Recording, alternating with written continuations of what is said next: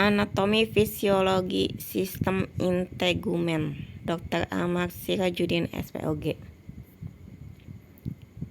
Kulit merupakan sistem organ tubuh yang paling luas, yaitu 15% dari berat tubuh dan luasnya 1,50 sampai 1,75 mm3. Rata-rata tebal kulit 1 sampai 2 mm. Paling tebal 6 mm. Terdapat di telapak tangan dan kaki. Paling tipis 0,5 terdapat di penis.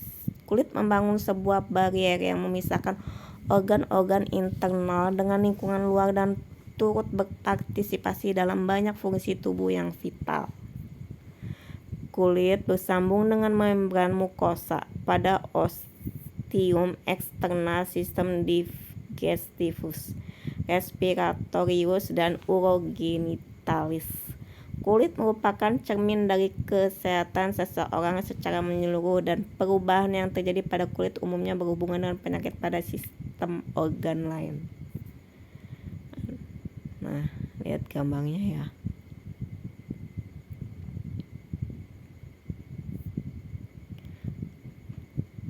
Kulit terdiri 3 lapisan, 1 epidermis, 2 dermis, 3 hipodermis atau jaringan subkutan.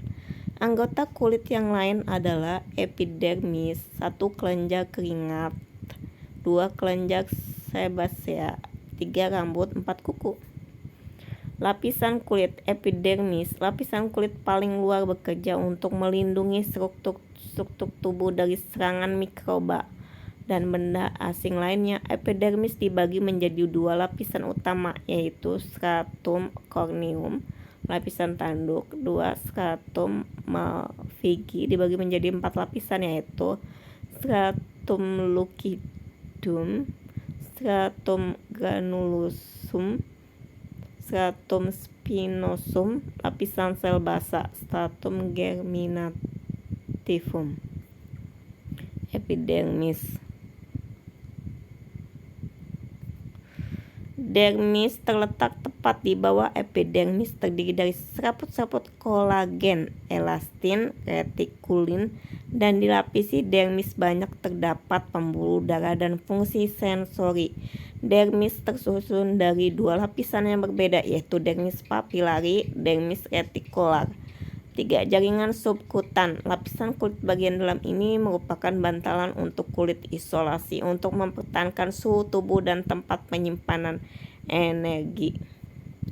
Kelenjar keringat. Kelenjar keringat ekkrine mikrokain terdapat di seluruh permukaan tubuh.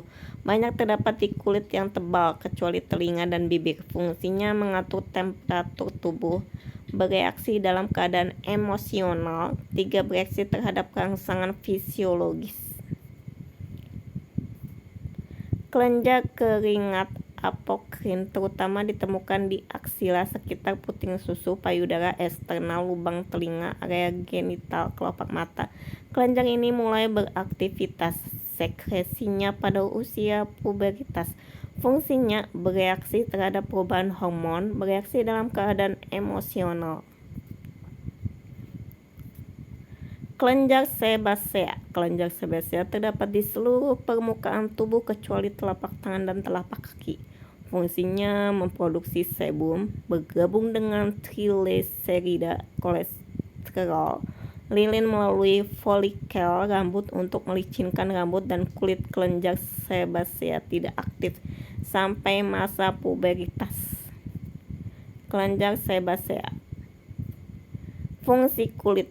Fungsi proteksi. Kulit menjaga bagian dalam tubuh terhadap gangguan fisik atau mekanis, misalnya tekanan, gesekan, tarikan, gangguan kimiawi terutama yang bersifat iritan, lisol, karbo, asam, dan alkali kuat, gangguan yang bersifat panas, radiasi, sengatan ultraviolet, gangguan infeksi luar, kuman, bakteri, jamur. Hal di atas terjadi karena adanya bantalan lemak tebal lapisan kulit dan serabut jaringan penunjang yang berperan sebagai pelindung terhadap gangguan fisik. Fungsi absorpsi absorpsi. Kulit yang sehat tidak mudah menyerap air, larutan dan benda padat, tapi cairan mudah menguap, lebih mudah diserap. Permeabilitas kulit terhadap oksigen, karbon dioksida, dan uap air memungkinkan kulit ikut mengambil bagian pada fungsi respirasi. Fungsi ekskresi. Kelenjar kulit mengeluarkan zat-zat yang tidak berguna lagi atau sisa metabolisme dalam tubuh. Ureas, urat, dan amonia. Sebum yang diproduksi melindungi kulit juga menahan evaporasi air yang berlebihan sehingga kulit tidak menjadi kering. Produksi kelenjar lemak dan keringat di kulit menyebabkan keasaman kulit pada pH 5,5-6,5. Fungsi persepsi. Kulit mengandung ujung-ujung saraf sensorik di dermis dan subkutis. Terhadap rangsangan panas diperankan oleh badan Ruffini di dermis dan subkutis. Terhadap dingin diperankan oleh badan Krause yang terletak di dermis. Badan taktil Meissner terletak di papila dermis, berperan terhadap rabaan. Terhadap tekanan diperankan oleh badan Vater Pacini di epidermis. Fungsi pengaturan suhu tubuh. Kulit melakukan peranan ini dengan cara mengeluarkan keringat dan mengerutkan otot atau kontraksi pembuluh darah kulit. Kulit kaya akan pembuluh darah sehingga memungkinkan kulit menjadi nutrisi yang cukup baik. Fungsi pembentukan pigmen. Sel pembentuk pigmen melanosit terletak di lapisan basal dan sel ini berasal dari gigi saraf. Jumlah melanosit menentukan warna kulit ras maupun individu. Warna kulit tidak sepenuhnya dipengaruhi oleh pigmen kulit, melainkan juga oleh tebal tipisnya kulit, reduksi Hb, oksi-Hb, dan karoten. Fungsi keratinisasi. Proses berlangsung 14-21 hari sebagai perlindungan terhadap infeksi secara mekanis fisiologi. Fungsi pembentuk vitamin D dengan mengubah 7-dihidroksi kolesterol dan bantuan sinar matahari. Rambut. Tubuh ditutupi oleh rambut kecuali telapak tangan, kaki, bibir, beberapa bagian dari genitalia luar. Fungsi rambut adalah melindungi kulit terhadap pengaruh-pengaruh buruk. Contohnya alis mata, melindungi mata agar keringat tidak mengalir ke mata. Pengatur suhu, pendorong penguapan keringat. Indera peraba yang sensitif. Rambut dibentuk dari keratin. Pada kulit kepala, kecepatan pertumbuhan rambut biasanya 3 mm per hari. Folikel rambut melewati siklus pertumbuhan rambut anagen, stadium intermedia rambut katagen, dan involusi rambut telogen. Jenis rambut terbagi atas 2. 1. Rambut terminal dapat panjang berwarna, yaitu pada rambut kepala, alis, dan bagian yang tumbuh pada saat puberitas. 2. Rambut velus pendek, halus, dan lembut yang berada pada permukaan tubuh. Warna rambut dihasilkan oleh melanocyte yang ada pada papila rambut dan ditentukan oleh gen-gen. Kuku. Kuku merupakan lempeng yang terbuat dari sel tanduk yang menutupi permukaan dorsal ujung jari tangan dan kaki. Lempeng kuku terdiri dari 3 bagian: pinggir bebas, badan, akar yang melekat pada kulit dan dikelilingi oleh lipatan kulit lateral dan proksimal.